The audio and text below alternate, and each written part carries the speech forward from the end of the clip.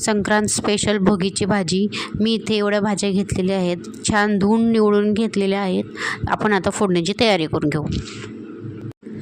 तेल टाकून घेते. तर मोहरी, जिरे, कांदा छान परतून घेतल्यानंतर त्याच्यामध्ये टाकू आपण अद्रक लसणाची हिरवी पेस्ट.